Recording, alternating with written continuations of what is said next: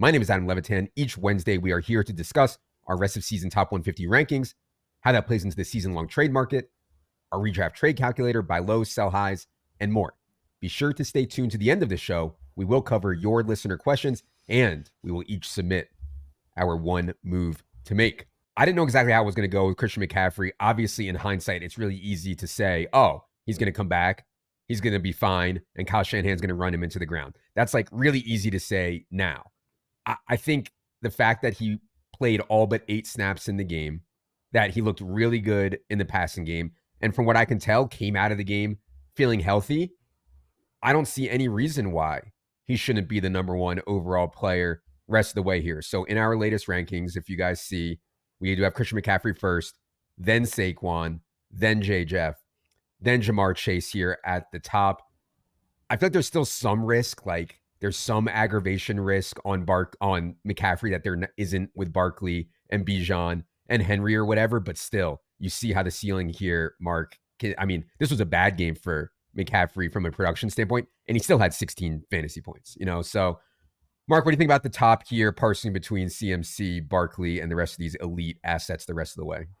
We felt good putting CMC number one, mainly because the questions were answered upon his return. As you mentioned, he played all but 8 snaps in his return against Tampa Bay. The receiving game was there without Brandon Ayuk. We can expect that moving forward. His floor is pretty much 100 scrimmage yards and 4 catches a game, which gets you to 14 PPR points, 12 half PPR. If he scores a touchdown, you're in the 18 to 20 range. So it's just the floor ceiling combo here for McCaffrey is just as good as it gets in fantasy. So I think he deserves to be number one overall. The 49ers are also past their bye, so you get to start him confidently the rest of the way. I think that helps certainly. And yeah, when you look at kind of the rest of the Niners here, I mean, they're all going to be great fantasy plays down the stretch. Only 5 49ers had targets in this past game against Tampa Bay. We're back to an offense that is extremely condensed around these, highly efficient, highly effective pass catchers. So overall for the 49ers, I love all these guys. We bumped pretty much all of them other than George Kittle pretty considerably.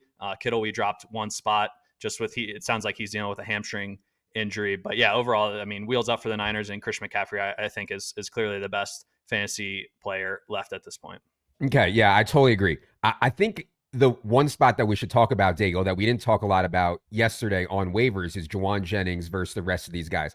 I could make a case that Jauan Jennings could be higher in the rankings, right? We have him 60th overall, which is certainly high for Jauan Jennings, but he is playing the Brandon Ayuk role. He has been better than a lot of these other receivers, including Deebo Samuel, in the games that Ayuk has missed this season. Daigle, what do you think about Jauan Jennings rest of the season? I know for anyone listening to this, I'm sure he's not on waivers in your league, but there's a lot of talk about Jauan Jennings in the trade market this week. And that's why Ricky Pearsall took our attention on the waiver show, not Jennings. But if you look at the waiver wire column, I do have Jennings listed atop all of the options just in case he is out there that we ranked this week. And yes, Pearsall, season high 17.6% target share this past game, got there with a long 46-yard touchdown, but it's still Jennings in this Brandon Ayuk role that we want to target in the trade market, along with Deebo Samuel, by the way. But in Jennings' last 4 full games, 40%, 23%, 18.5%, and then this past week, 32.3% of the team's targets. He is very clearly earning targets the rest of the way, matching Deebo Samuel too. So definitely someone I would definitely be interested in trading for, and probably can get him cheaper than Deebo Samuel as well. Yeah, I honestly I didn't know that Jauan Jennings had this in him, right? I thought he was a role player, a blocker. The fact that he's gone out this year and earned a target when Brandon Ayuk hasn't been on the field, targets per route run for Jauan Jennings, 32%. I didn't think that he was capable of doing that and producing like this. But yeah, I don't want to be stubborn or slow on this. I really like Jauan Jennings the rest of the way, certainly here. Jack, let's move on to some interesting news that we got just before the show here today. Colts announced that, or at least acknowledged, they made a donkey move from a real life perspective. And when they benched Anthony Richardson in favor of Joe Flacco, they announced today that they are going back to Anthony Richardson, presumably for the rest of the season. I think that's the right move for the Colts in real life. For fantasy, man, Daigle and I talked a ton yesterday about A.D. Mitchell and Alec Pierce. I feel like you can throw all that out the window now, because with Anthony Richardson back under center, it's real rough. We have moved Downs back down to 85. We have AD Mitchell down at 141, Pittman at 142. All those guys with Joe Flacco would be at least, I think, 20 spots higher. So, Jack, any hope for you here on Colts stuff with A-Rich the rest of the way? Yeah, I agree that it's a pretty stark downgrade for all of the relevant Colts weapons. I mean, just so many of the Colts pass attempts are going to turn into scrambles now, or at least compared to when Joe Flacco was the quarterback. Richardson's completing 44% of his passes this year, which is obviously absolutely terrible. And then he's also not honing in on guys like Josh Downs as much with Joe Flacco. Alec Pierce has an 11% target share. With Anthony Richardson, he has a 17% target share, and Pierce still isn't really fantasy relevant with Richardson under center. So all it's really doing is hurting the guys like Downs and potentially Pittman and Adonai Mitchell, who would be fantasy relevant with Flacco. So it's a pretty big downgrade for Downs, Mitchell, and Pittman. Yeah, it's bad, man. I will say, I just want to be clear on what I just said about the real life stuff.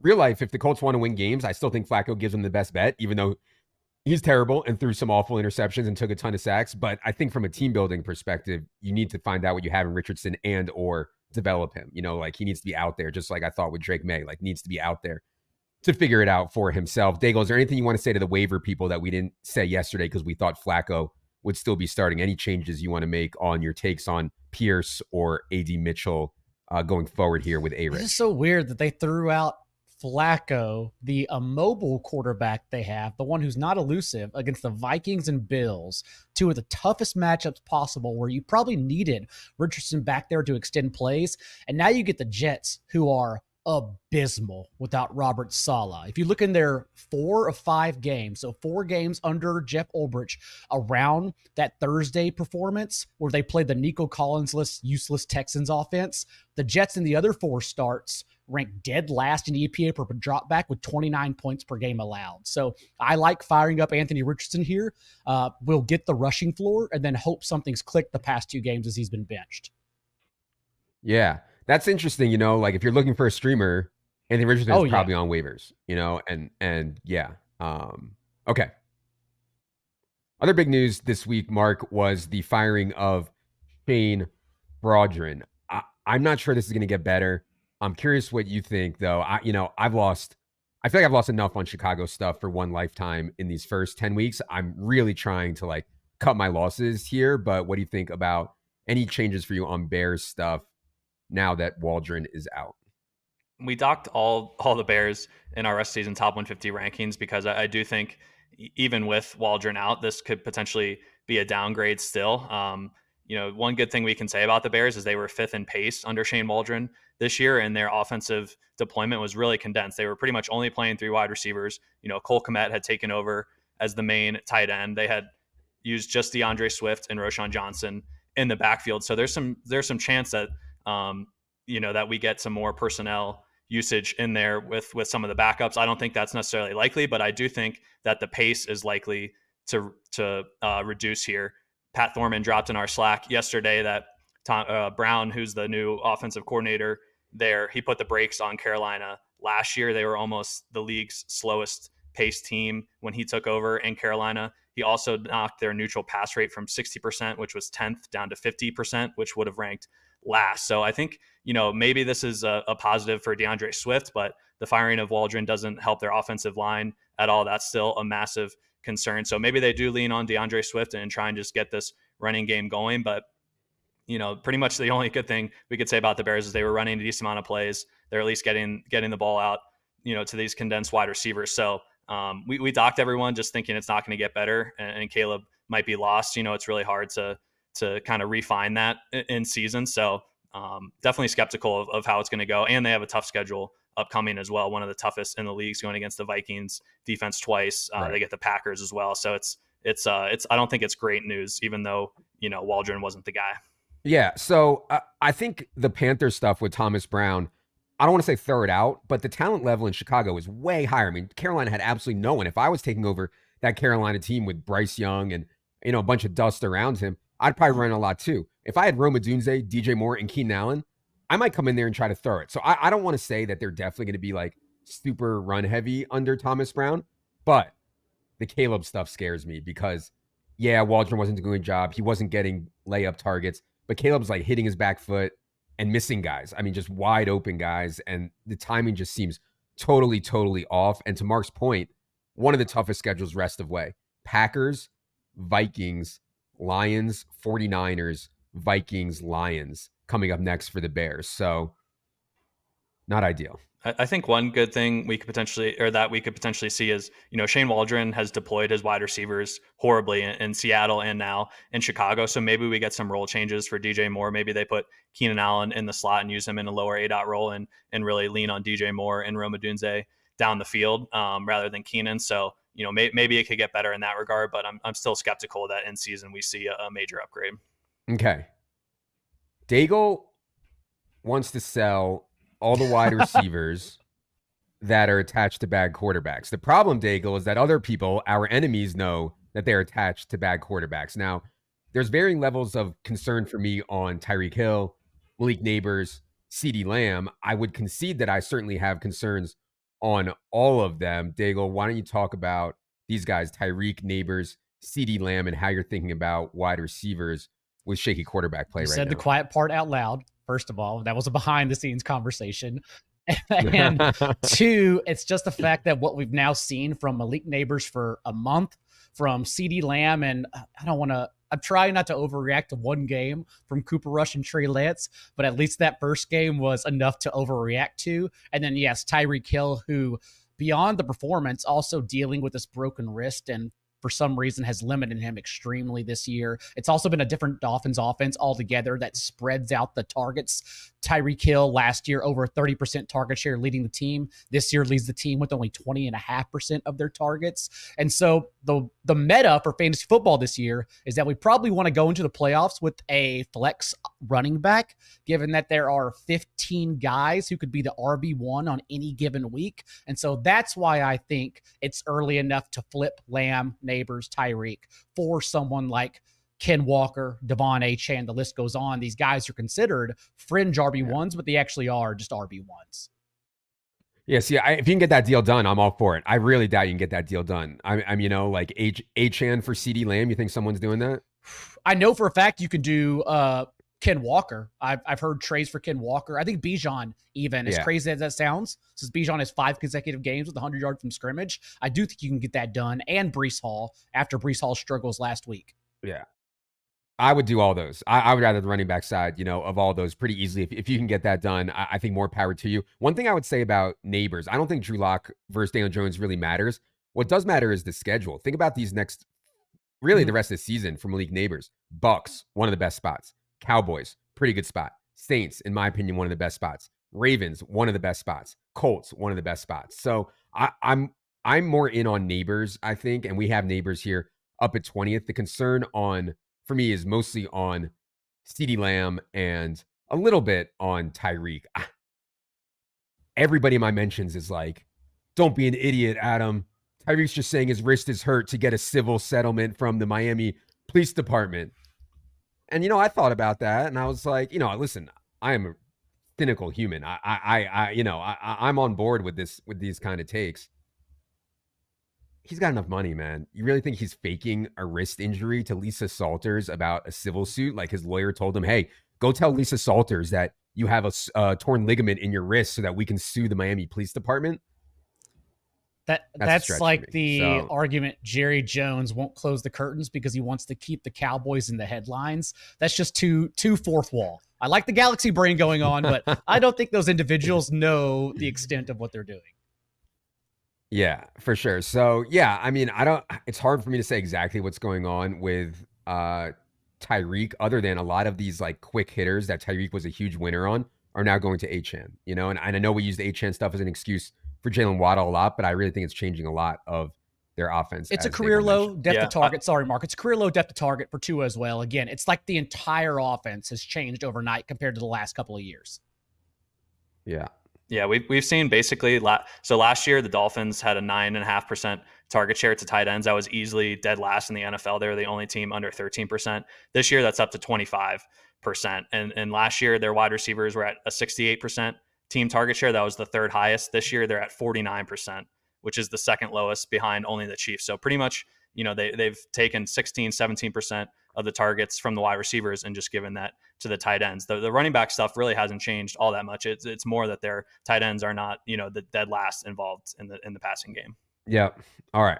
Let's go to KC here, Jack, where DeAndre Hopkins had the game on Monday night, and everybody was like, oh my God, DeAndre Hopkins is going to be a top 20 player rest of the season. Then he has a bad game against Patrick Surtain, and now everybody's like, DeAndre Hopkins sucked anyways, right? Obviously, I think it's somewhere in between. We're at 42 overall on DeAndre Hopkins right now. Jack, any thoughts on this spot?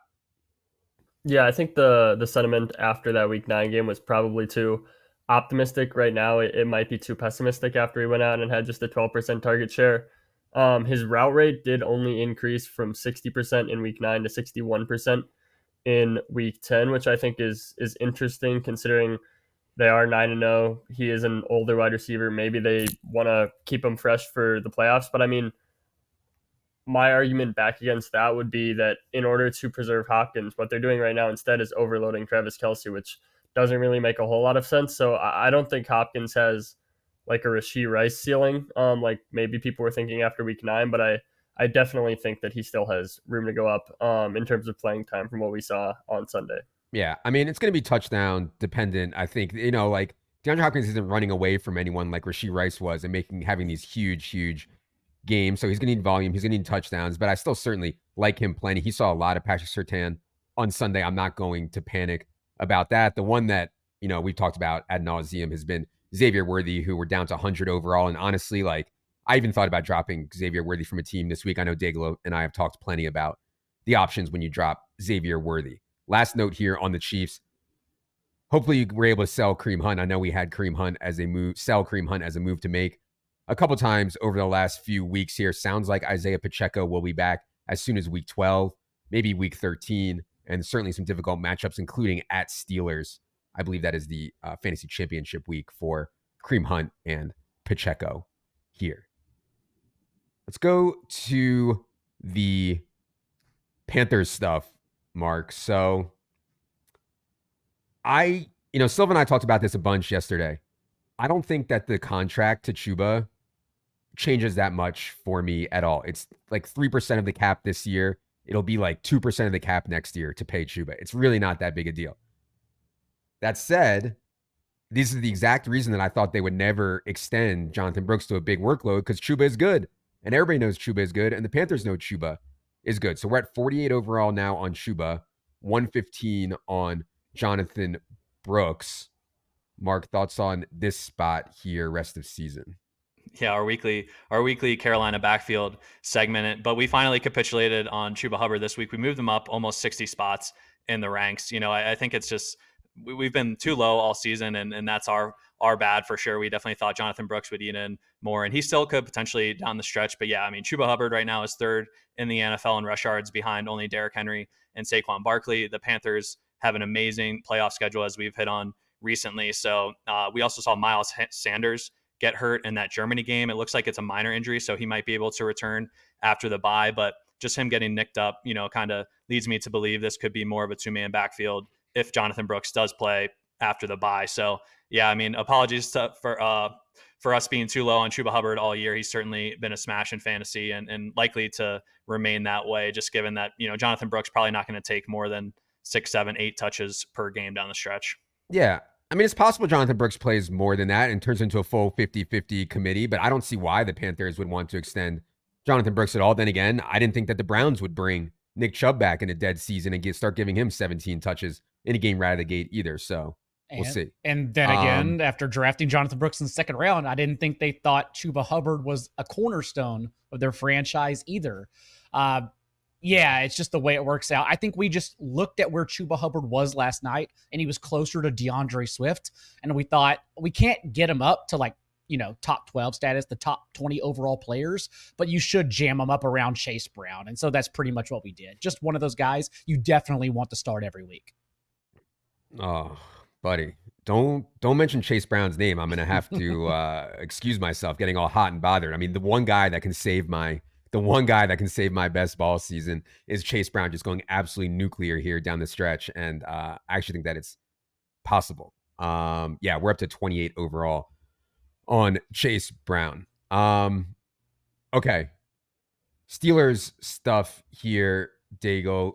We get I thought Najee Harris was hurt. Sounds like he's going to be fine. He was able to get back into the game, close it out after the Jaylen Warren fumble. We're at 81 overall on Najee, 90 on Warren. I feel like Tomlin and Arthur Smith are the kind of dolts who might actually want to punish Jaylen Warren for that fumble around the goal line. And now you have CPAT back healthy as well. What do you think about Steelers backfield going forward? Jaylen Warren's still someone I want to buy for cheap right now just because of what the offense has become, actually providing a ceiling through the air and helping the running backs with Russell Wilson. Yes, it was an injury at times that Najee Harris fought through, but it was still a season low, 53% of their backfield touches, whereas Warren comes out from the bye and matches his season high mark with 40%. So I'm still interested in Warren, understanding that this injury could linger as well for Najee Harris. We've seen Warren have a ceiling whenever Najee Harris has been out, and that's kind of it for me. I'm still curious about this week because it is a Baltimore front seven that you cannot run on. Despite being able to do whatever the hell you want through the air, you absolutely will not have success running on them. And two aware divisional opponents scares me enough to where this game, although it does on paper shape out to be like 31-30, it could be 10-7 because it's classic Ravens Steelers. Beyond that, though, I still want to buy Jaylen Warren for who he is. Okay. Yeah, I feel like the reliability of Najee, they like so much, and then your CPAT's going to get touches. It's just, I don't feel great about it. It is the first time they have all three at full strength, if assuming Najee is healthy, though. Whereas before the bye, it was really only Najee who was healthy. And I think that makes a dent to his workload. Okay. Last one here before we get to questions, Jack, is the Mark Andrews stuff. I thought the biggest change for Mark Andrews this past week had nothing to do with him playing better or the car accident or the injury. It was just Isaiah Likely was out.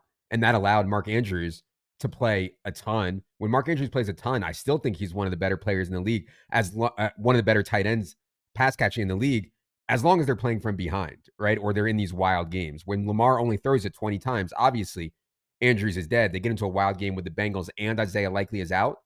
That's where it's at for Mark Andrews. Obviously, we're up to 102 now on Mark Andrews. Jack, any thoughts on him rest of season? Yeah, I think if Likely is out, and we don't know if he's going to play yet this week, Andrews is legitimately one of the best tight ends in fantasy. He had an 83% route share and a 21% target share in week 10. Those are both along the lines of the numbers we've seen him put up in the past, back a couple of years ago when he was being drafted as one of those top 2 or 3 tight ends. I do think once Likely is back, it definitely brings Andrews back down to like the lower tier tight end 1 range. And it will be really interesting to see. We talked about this yesterday when we were doing these rankings, how the Ravens use their personnel once Likely's back. Now that they have Deontay Johnson, do they stop using 2 tight end as much? Do they start using Deontay more in 3 wide receiver sets now that they have a better 3rd wide receiver? We don't really know, but I do think Andrews' value is so dependent on Likely. Yeah. I think when Likely's back, which we don't know when that will be, could be this week, I'm not really sure. But when he's back, I would consider Andrews like a matchup-based streamer, like a lot of these tight ends. And the tight end position has certainly gotten way deeper. You know, we added Hawkinson and Otten and all these guys that have made the position far deeper. All right. We got a bunch of good questions here. Let's get to some of them. We already touched on this a little bit here, Mark, but Josh Burke says, what are we doing with Tyreek Hill? Should we be aggressively splitting from him before the Raiders game or hope that boosts his value for trade deadline week? I mean, it is hard for me to say I'm going to trade Tyreek Hill. I cannot imagine his value can actually get lower than it is right now heading into a Raiders game. But Mark, what do you think?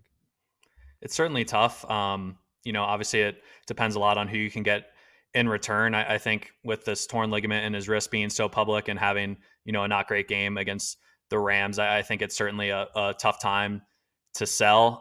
We do have the trade deadline coming up in most leagues. So maybe I would probably lean to let it ride against the Raiders and hopefully he can have a big game. And then I think you can try and sell after that. We do have the Dolphins with the 5th worst schedule in terms of wide receivers for the rest of the way. in terms of DVP. So that could be an avenue to sell low as well. Just it might not get better. And kind of mentioned that a lot of the target share has gone to the tight ends here from the wide receivers. So ultimately, I would lean sell low if you want to get out from underneath them now. Otherwise, I'd say wait and try, and hopefully he has a big game this upcoming week and then sell after that. But yeah, I don't at this point, I don't necessarily feel great about going into the fantasy playoffs with Tyreek as my wide receiver one, which just a default trade deadline, I should note, on at least Yahoo interface is Saturday too. Commissioners will jostle it, but it could be a big weekend for the trade deadline. I will be there in the Discord 5 p.m. Eastern on Wednesday and Friday to help you out if it is yours. But I agree with Mark. Maybe that touchdown is the leverage we need to trade Tyreek Hill for Tyre from this past game for higher. God, it's just so hard for me to say that this guy's dead. He was incredible. Like last year, he was on like an MVP borderline pace last year for a lot of the year. Weird. Okay. Abogavich says, J.K. Dobbins, do we exit now, Daigle? Efficiency was never there. Gus is back, and the Chargers seem to be more pass heavy. We've had sell J.K. Dobbins. I mean, every week. That's been a move that we've had on here like 5 times probably. Daigle, what do you think about exiting from J.K. Dobbins now? I wrote him up again in our buy sell article for the 3rd week in a row. Just keep on trying to get off of him right now, because in the first game that Gus Edwards came back from injured reserve, not only looked good with over 6 yards per carry, but also that was why J.K. Dobbins had his lowest share of backfield touches since week 2. The last time Gus Edwards had double-digit carries. Dobbins, as we talked about on the waiver wire show, in case you want to missed it, is already at a career high, 165 touches. I'm very worried about his workload moving forward. Whereas, although Edwards was injured, it's still fresh. Only 49 touches under his belt at this time. So I definitely think it's a timeshare moving forward. And Dobbins was really... It was tradable because he was wearing that touchdown deodorant. It's probably not too late to get off of him before the touchdowns also come back to earth. Okay. Yeah. It's just, I do think that like the big thing that I want to note from the Chargers backfield usage was the high value touches still went to Dobbins. He was still the one in the passing game. Gus was getting more of like the base work, which isn't that valuable, but it's still not ideal. No. Still not ideal for J.K. Dobbins. Also, they called a designed quarterback run from like the 4-yard line, not an RPO. There was no running back action. This was, we're at the 4-yard line. You know what? We're going to call Justin Herbert run the ball in. And they did, and it worked. And like Roman and Harbaugh have been doing this with quarterbacks in the NFL for a long time. And so if Herbert's going to start stealing touchdowns from the 4-yard line, obviously that's worse for J.K. Dobbins also. Jack, let's go to Pittsburgh. The names Jibs says, how do you view George Pickens' rest of season with him and Russ on the same page and that offense rolling? Yes, people have the full 3.9 for George Pickens right now because Russ Wilson has been incredibly accurate on these deep balls to Pickens, these moonshots that he is taking. We're up to 40th overall now on George Pickens, 148 overall on Big Mike Williams. Jack, what do you think about this spot? Yeah, I mean, I think it's a really good outlook for Pickens. Ever since Russ became the starter, Pickens has a 27% target share. He's had at least 74 yards in each of Russell Wilson's 3 starts. The deep ball's been there. A lot of these 50-50 balls that maybe are really less than 50-50 for a lot of NFL wide receivers are seemingly more than 50-50 for George Pickens. And it seems like Wilson really trusts him, and he's getting a ton of targets. So, yeah, I mean, we bumped him 13 spots this week. I think it's a good outlook for Pickens. Yeah, and yeah, he's played really well. I mean, absolutely cannot deny it. The Steelers are rolling. All right. This is the kind of question I was talking about, Mark, where people are now suddenly loaded at tight end. We went from no one having any tight end they wanted to play. Now they're loaded. S. Zim says, was able to pick up Cade Otton off the waiver wire, and I drafted, or he has, Trey McBride. Do I hold both and play matchups or try to get something for an in-demand position? If so, which would you keep? This is exactly what I'm talking about, man. Like, you should be looking in your league if you have 2 startable tight ends to see what you can get for one of those startable tight ends. Mark, what do you think about S. Zim's question here? I mean, I definitely think McBride is the better guy to keep here, and I would float Cade Otton out there as a trade target. It seems like Mike Evans is pretty clearly going to come back after the Bucs bye in week 11, so that takes a little bit of the luster off of K-Dot, and he's certainly been productive, but I think a lot of the, design touches that he's been getting will go back to Mike Evans. Right now, Trey McBride still has 0 receiving touchdowns on the year. He does have a rushing touchdown and recovered a fumble in the end zone for one. So he does have 2 touchdowns on the year, but he's third among tight ends in receiving yards. He's been the number 1 target in the Cardinals pass offense, even with Marvin Harrison Jr. there. Trey McBride has out-targeted him. So I love Trey McBride down the stretch. We bumped him up to tight end too. I just think he's an absolute smash. We feel good about the Cardinals offense. They're starting to click as well. So yeah, I mean, I love Trey McBride here. I would really want to keep him and have him on my team, and would definitely be willing to trade K-Dot at this point. Yeah, I mean, easy to me to try to trade K-Dot before Mike Evans gets back. I mean, that should be just an absolute no-brainer. And on top of that, Cardinals schedule, after they come out of their bye this week, then Seahawks, Vikings, okay, not great, but then Seahawks again, Patriots, Panthers, Rams to finish it out. I mean, that is really strong for Trey McBride, who of course leads the NFL in hurdles and is just one of my favorite players to watch in the entire league. This is more of a waiver question here, Daigle, but he said, R. Clark, thanks to Ryan Clark, formerly of the Steelers, for watching the show.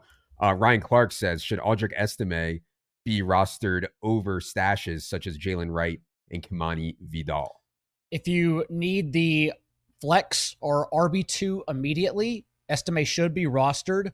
Vidal, we dropped in the 1 injury away list entirely. Healthy scratch this past game with Gus Edwards back. We had a 5-week window where we were betting on J.K. Dobbins' injury history. It does not come to fruition. That's okay. But Jalen Wright is still someone in the last 6 quarters out touching Raheem Mostert 10-3, including 5 carries to Mostert, 0 on Monday night. Wright is still someone, if I don't have room to start Estime, I would personally rather stash Wright.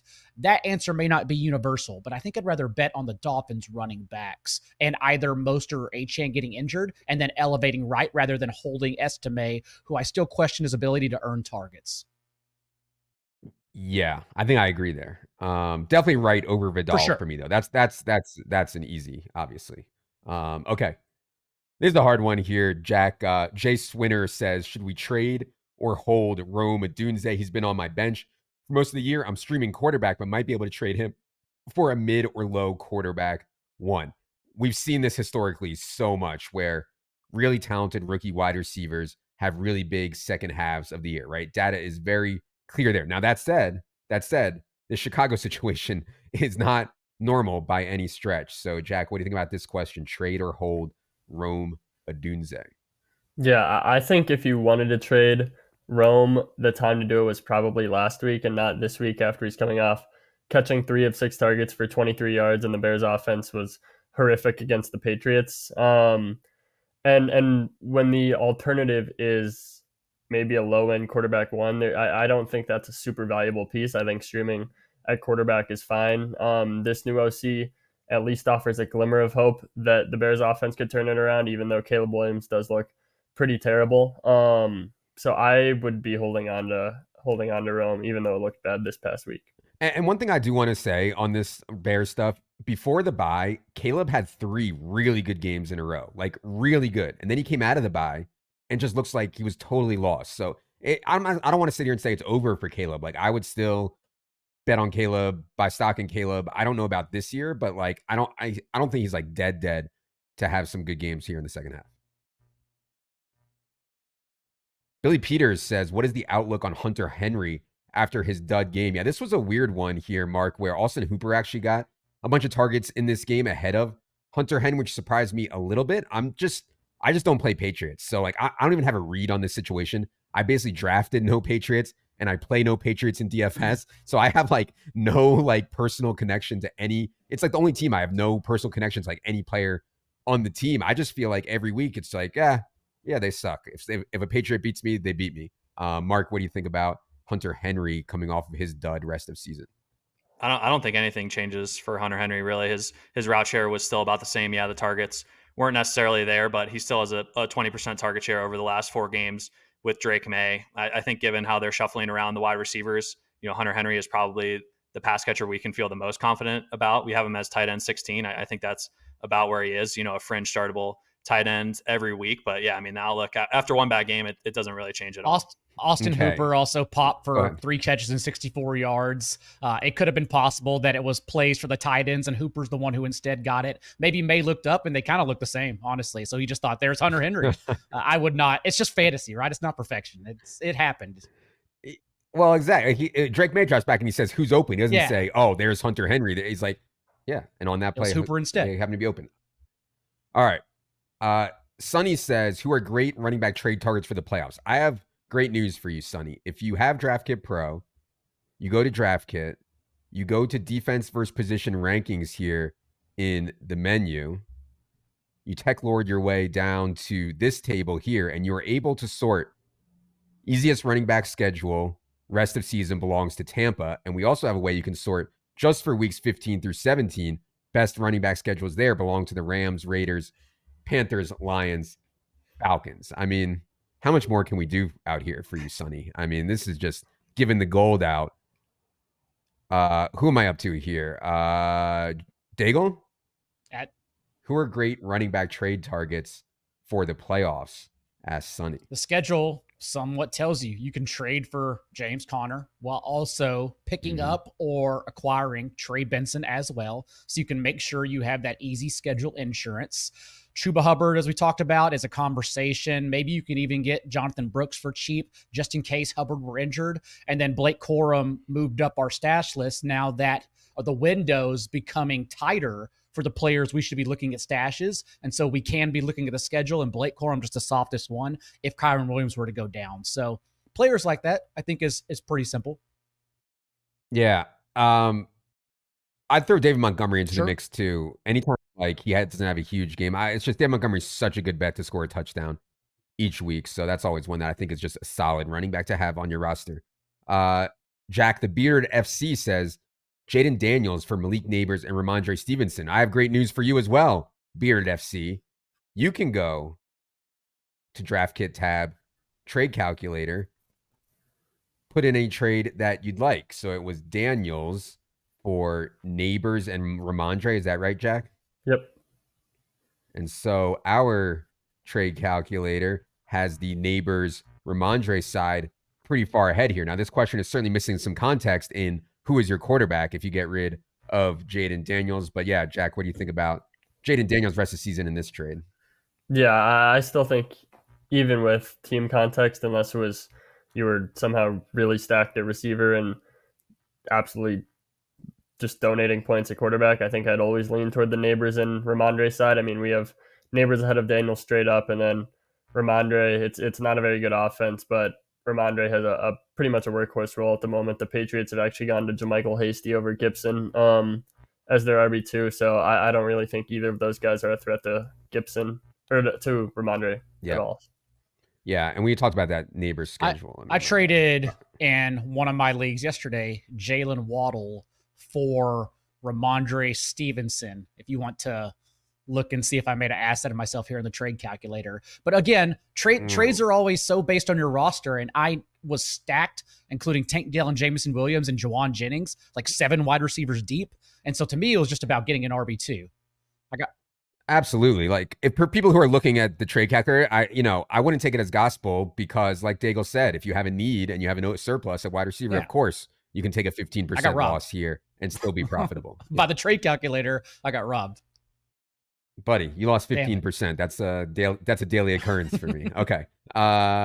Let's go to here's a trade from Fantasy Burner. He said, should I trade Jaden Reed and Waddle for Debo? So let me put this one. That's a fun deal. What did I say? Jaden Reed and Waddle for Debo. And I like when people expand their brains like this. I can't take RB for RB, wide receiver for wide receiver. I can't take trading the wide receiver 15 for the wide receiver 16. Let's get a little more creative out there. Okay. Well, this one, our trade calculator has as stone cold fair. Stone cold fair. I'm not sure I've ever seen this. Jaden Reed and Jaylen Waddle equal roughly to Debo Samuel. Mark, what do you think about this one? Yeah, I agree that it's pretty fair. Debo, I certainly think, is the best player in this deal, just given that the 49ers are past their bye, without Brandon Ayuk. Debo seemed to be healthy enough after the bye, played a full complement of snaps. I do like Jaden Reed down the stretch, and the Packers have a really good wide receiver fantasy schedule. So I would be a little concerned giving him up. But yeah, I do think Debo's the best one in this deal, and it's unlikely that you're starting Jalen Waddle at this point in half PPR. So I think this deal is perfectly fine. Okay. JB1717, last one we're going to do here today, says, should I trade CeeDee Lamb for Breece Hall? This is the one we just talked about. Yes, I would rather have Breece Hall. I don't even have to look at the calculator, but I'm confidently would personally rather have Breece than CeeDee. Yeah, we have Breece far ahead there. He says, I have London and Nico as my other wide receivers and Chase Brown and Kevin are my running backs. Yeah. I mean, the Jets' schedule is actually good. Will that matter?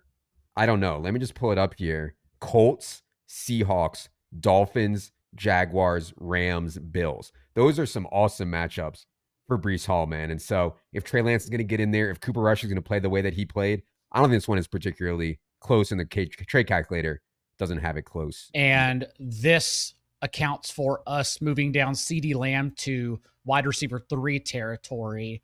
And I believe this is correct. Again, this is the type of trade I'm looking for, of trading for one of these stud by name wide receivers, not accounting for their quarterback situation. I think you still can get the Breece Hall range of guys.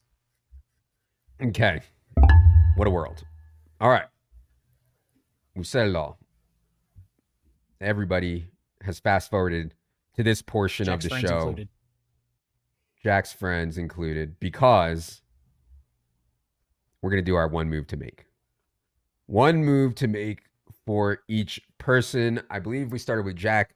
Last week, we'll start with Mark. This week, your one move to make ahead of week 11. This gets to play off one of the questions we just got asked too, which is which running backs would you like to buy for the playoff schedule? And I want to be buying Bucky Irving and or Rachaad White at this point. I definitely lean Bucky Irving, but Tampa Bay right now is just a clear shootout team. Their defense continues to be a massive pass funnel. Mike Evans is expected to come back after the bye, which should help this offensive efficiency.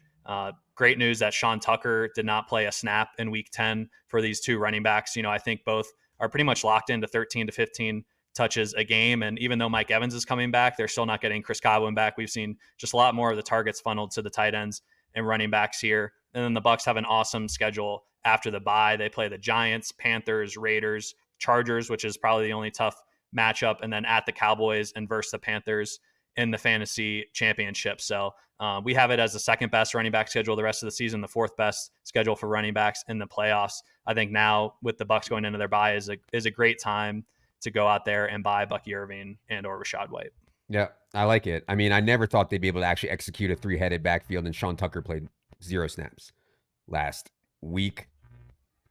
Daigle, you're up. I guess we could just cut here and then splice in your move to make from last week, because that was actually the move to make for this week. But actually, if you execute, I believe it was sell Malik Neighbors. Was it was, not? yes. And he didn't even have a ceiling game, because we just saw the last snap Daniel Jones will ever play with the Giants. Right. And so hopefully you actually did sell Malik Neighbors before that. Probably could get more than you could for him now. But anyways, Daigle, I digress. Move to make ahead of week 11. It is a perfect time to buy Justin Herbert, fresh off of a game against a very tough Titans secondary, where he still completed 14 of 18 passes, but less than 175 passing yards. And more importantly, out of the bye, post that low ankle sprain, has shown us he's averaging 4.5 carries per game as a mobile quarterback. That's the same number that Drake May is averaging in his full starts this year. More importantly, if you need to get to the fantasy playoffs, one, I'm a man of the superflex people. That's why we're going to a quarterback. But two, headed into the fantasy playoffs, the Bengals, Ravens, Falcons, and Chiefs defenses. The Chiefs, who, as we know, Herbert, at least under Brandon Staley, has historically owned. Steve Spagnuolo has not been able to stop him. And then in the fantasy postseason, Bucks, Broncos, who have given it up to above average quarterbacks, and the Patriots. I would argue only Jalen Hurts has been playing better, even for fantasy, than Justin Herbert over the last month. And Adam, you can attest to that, since Hurts is shoving it to your Barkley bags right now in best ball. So yes, I am trading low for Justin Herbert, who I think can be a top 5 quarterback for fantasy, potentially the rest of the way. I don't have any Barkley best ball bags, but I wish that I did. Okay. Jack, your move to make ahead of week 11. Yeah, I think with some of the high end names we talked about earlier, like CeeDee Lamb and like Tyreek Hill, there's maybe an anchoring bias where people don't want to move too far off of their opinions because they've been such high end players in the past, because they have such big name value. I think for someone like Jauan Jennings, you could say the opposite is true, where we've seen him mostly be a wide receiver 3 role player, run blocking run blocking wide receiver for the 49ers in the past. But Kyle Shanahan said after Sunday's game that they are trusting Jauan Jennings as their X receiver, the role vacated by Brandon Ayuk. He had a 22% target share on, he had a 31% target share on Sunday. He has a 22% target share for the entire season. He's been outrageously efficient with 10.6 yards per target. You could say that 22% seasonal number is dragged down by the fact that they have been not healthy at times during the year, but they are also not healthy right now with Brandon Ayuk done for the year and George Kittle also potentially dealing with a hamstring injury. So I think people might not be giving Jauan Jennings the respect that he has earned really this year. So I think even after a pretty big game on Sunday, there's still room to buy Jauan Jennings. Okay.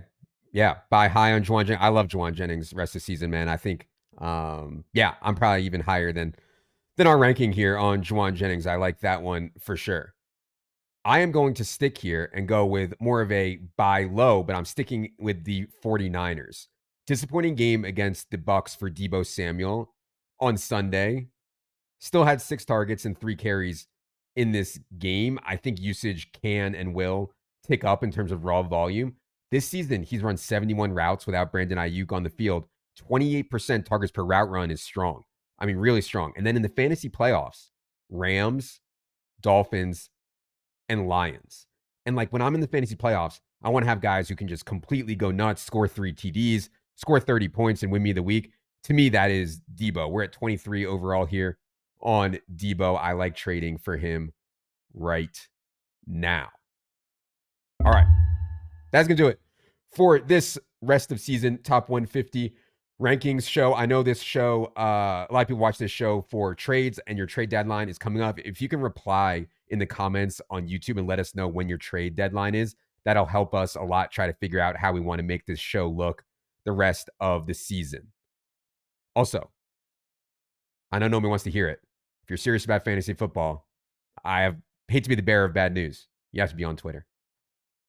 Not Jay Daigle, at Mark Dank, at Jack Miller02, at Adam Levitan, all one word, and at Establish the Run.